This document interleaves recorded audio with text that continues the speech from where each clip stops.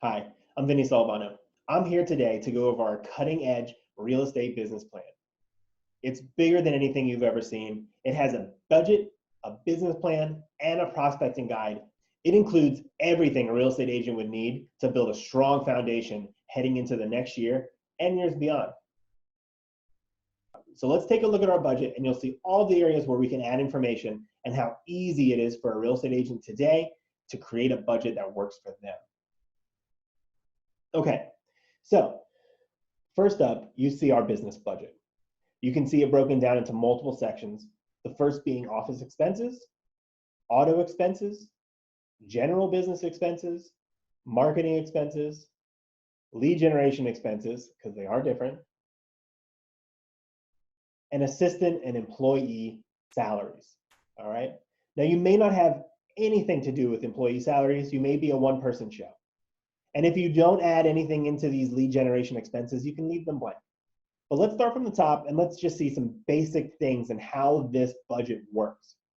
So right off the bat, listen, if you're part of a large brokerage and you're not paying any mortgage or lease fee, then you can leave this blank. If you're not paying any fee for this, then you can leave any of this stuff blank, right? Let's just drop down to our auto expenses.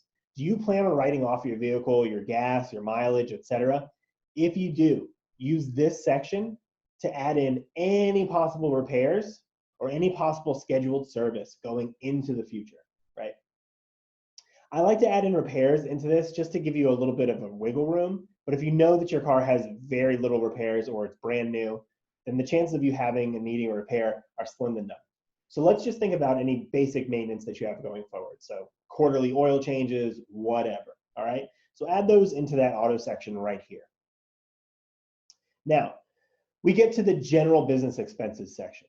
This section can cover anything. If you have basic monthly fees or dues to your real estate brokerage, to your realtor association, whatever, collect those together and add them in here.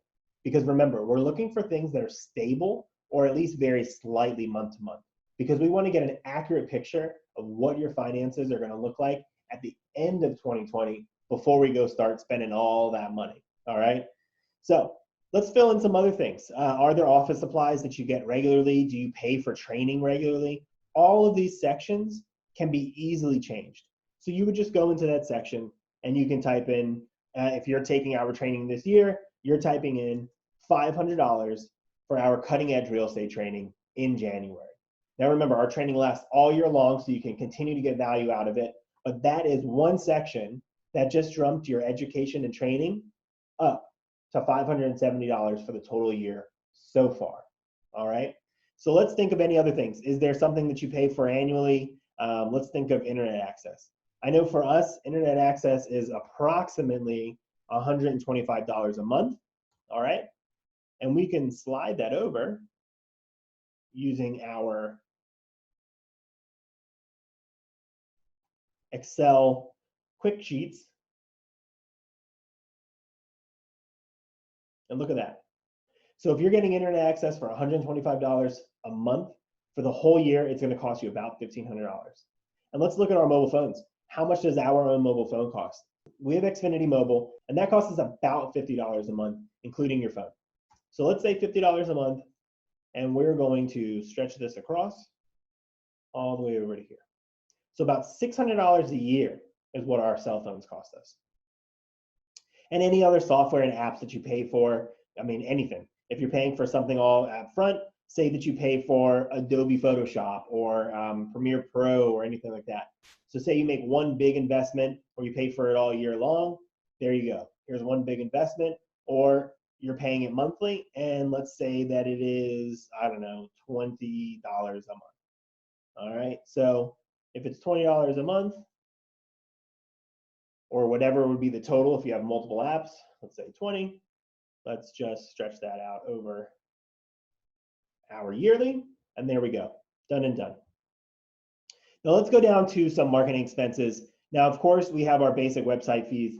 I mean, if you're in brokerage, most people only pay about $20 a month. And that's usually for most of their tech, quote unquote, fees across the board. Let's look at, are you paying anyone for content creation? Is there anyone that films videos for you? What is it? What's your average? Do you spend money on advertising in social media? Have you been spending something regularly? For basic lead generation in Facebook, we're saying that you're spending anywhere around $300 a month plus. So let's just make an assumption of $300 a month. And that's just for advertising power. Let's go across the board. $3,600 a year. That stuff starts to add up.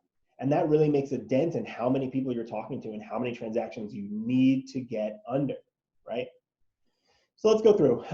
Let's say photography. We know we have listing photographers that we use regularly. We know that they charge, I don't know, $200 a listing. So let's type in $200, and let's say we get 2 every month.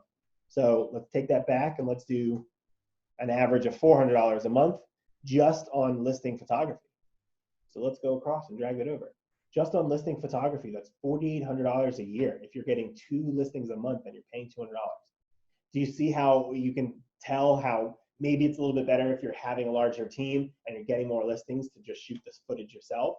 And if you need to do videography, then you bring in a videographer as opposed to paying someone to shoot listing photos for you, right?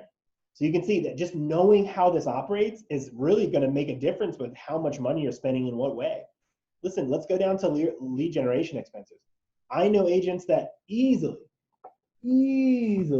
spend, I don't know, $500 on Zillow on top of all of the other stuff they're spending regularly. So let's drag $500 all the way across. That's $6,000 a year. And then I know that some of them are also spending about $300 a month on Realtor.com. Right? And we'll stretch that all the way across. That's a lot of money.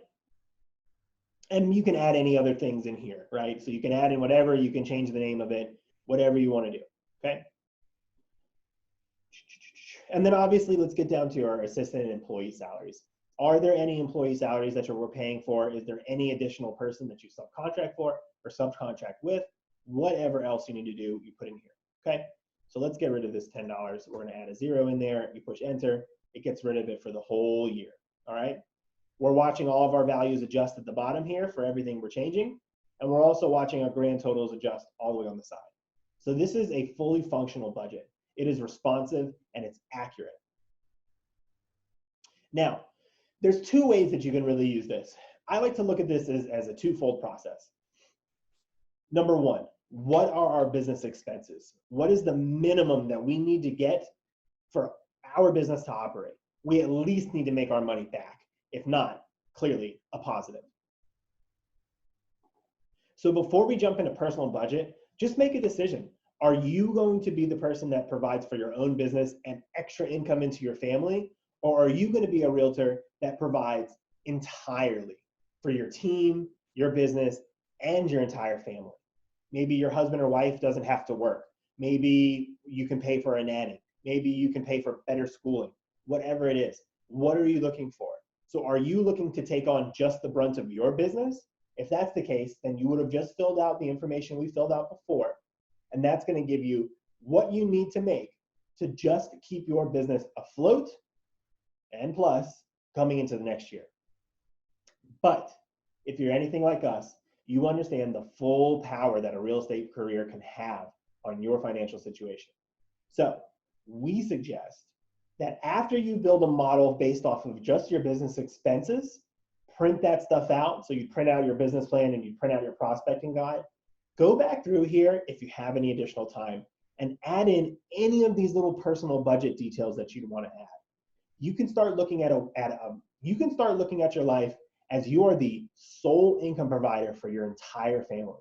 Look how much that would cost you. See how much your true bills are. See how much your utilities are when they're not shared between spouses or significant others or friends or roommates or whatever, right?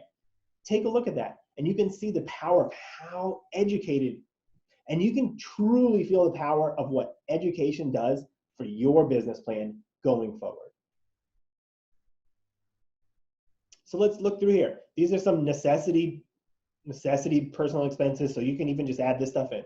Do I want to pay for all the necessities in my family on top of my business expenses? What do I want to do here? Do I want to look at all of our non-necessity expenses? We got dining, entertainment, alcohol or drugs, tobacco, fancy clothing, pet care, food. I mean, all of those things. Children's expenses. Now, this is a biggie. Now, maybe you just want to pay for your children's expenses as well, right? So you can break this up however you want. You can add in information here, but then not here and not here. You can keep going further and further down and just see. Look at this. Already so far, by just having this stuff in, let's get rid of our clothing. We added that in earlier just to give us a little boost. So far with our basic stuff, we have at the bottom here, $33,000 that we have to cover. All right. Now, let's jump over to our business plan and see how this number is reflected in our business plan.